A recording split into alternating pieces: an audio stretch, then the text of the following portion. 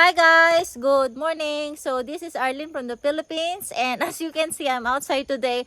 Today is a little bit cloudy day and it's a little bit drizzling here in Lucban, Quezon, Philippines. And for today's video, actually, I'm gonna show you a 2.5 hectare property located here in Lucban, Quezon, which is approximately 2 kilometers away from the National Highway and 4 hours drive to Metro Manila. So first things first, before I forget, I wanna thank all my subscribers for continuously supporting my channel.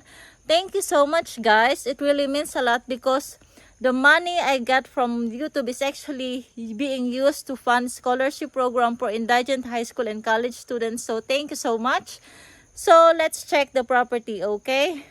So guys, this is the 3-meter cemented barangay road going to the property, and as you can see, we are quite elevated here because the elevation of this property is 480 meter above sea level, and it's just 2 kilometers away from the National Highway, and as I mentioned earlier, it's 4 hours drive to Metro Manila. And you can see the view over here. It's really fantastic because the people here in Lucban are so much into farming.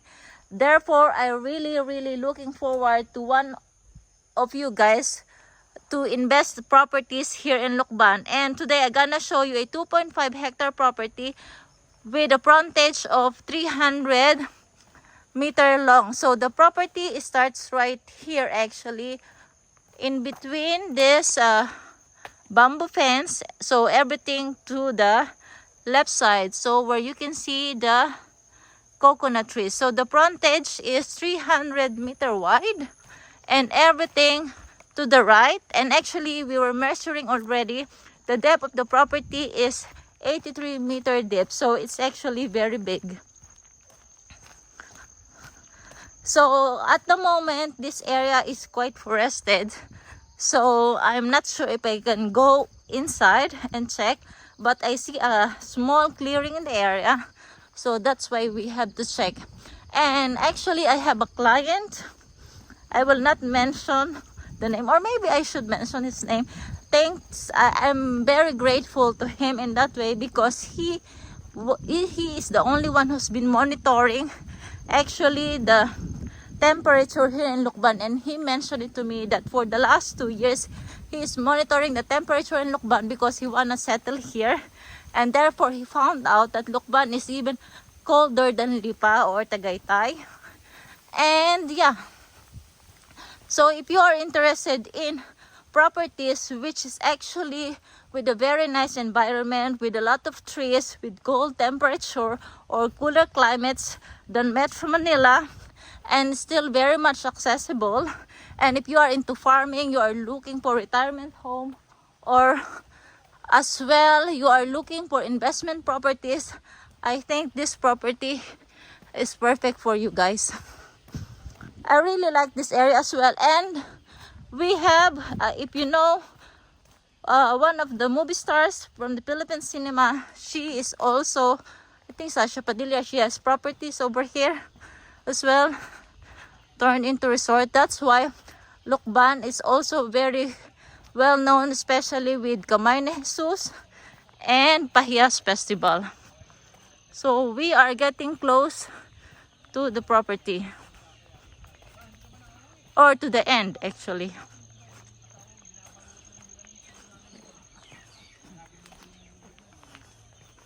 Already flying in the wind. Yes.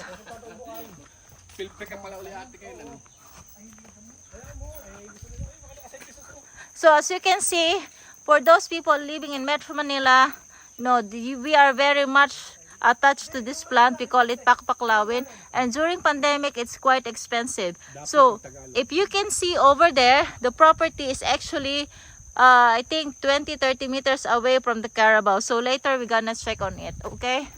So I still going to the frontage of the property.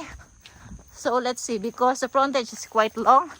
And as you can see, we are climbing up. Thus, the elevation is getting higher and higher. Thus, we have a perfect climate for people who are retiring as well. So guys, as you can see, the car is over there because we want to check the whole frontage of the property. So I asked them actually to lead the way because I'm walking quite fast and they are not. Therefore, yeah, very soon I will be catching them. I like this area because it's actually kind of cool, and I should have worn my jacket, but it's in the car, so I will not go back because it's a long walk. So this property is very nice if you're gonna ask me, because I like properties with a very long frontage. Because for me, for example, if I decided to make smaller parcels out of it or subdivide it, then it will help me because the frontage is long. So I can divide it into like 9 pieces, 9 parcels out of it. You know, I don't need to provide road because the frontage is quite long. So we are getting close, and here, this is the uncemented part of the road. So the cemented road stops 10 meters away. So the property ends right here. Kuya, saan natapos? The property ends right here. Okay. Hanggang doon sa may niyog. Okay. So you can see the tree over there. I will go. Yeah. Ay, maputi ka, ha? Wait lang. I will just find my way.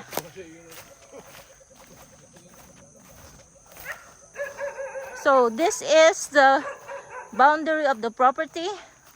And so you can see already this part is elevated, so this part is not. So the end of the property is the elevated portion. So you can see already there's a lot of, I'm very sure there's a lot of this hardwood here in this area because this is quite forested and the owner very loves so much all these trees. So therefore, I can assure you it's a very good buy. I'm gonna check into here a little bit. Okay.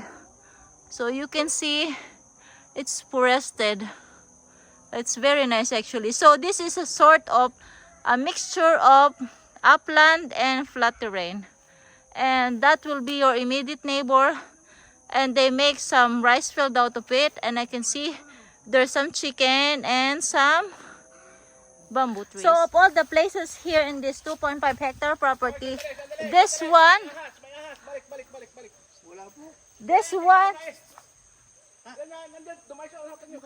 sorry guys, that is just a panic. So this one is the most cleared area of the property, and I really like this one because you can see the whole terrain. So as you can see, this area is a mixture of upland and flat terrain, and look at that narrow tree, it's perfect, right? And as well the carabao, I like it. So let's go and check this one.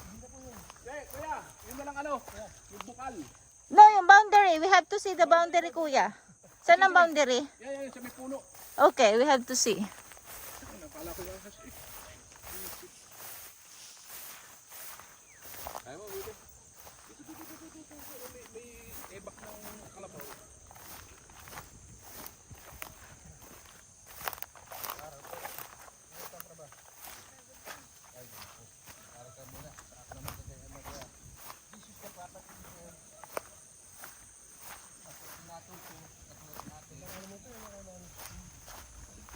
So the property ends right here where you can see the valley.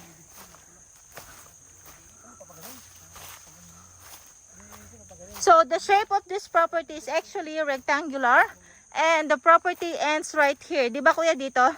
Hindi, ari po ma'am, aring... Ah, ito na nga, tabihan. Ito ba? Ito may langka?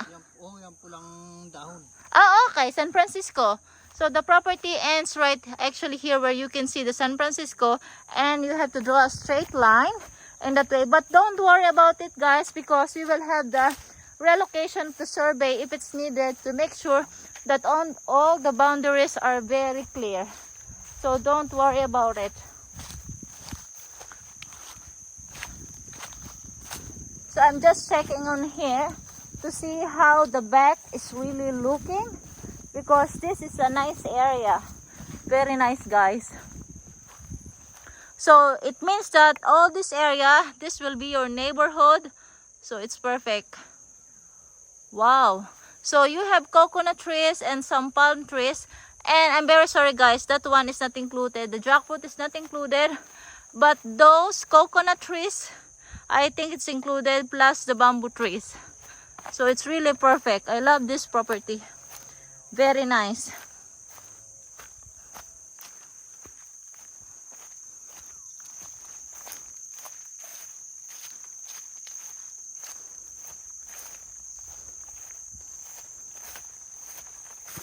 Oops.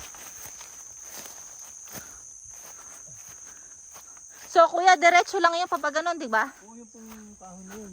Ay, yung kahoy na may pula? Oo, yun. Okay guys, so just to be clear, I'm gonna show you that red wood over there.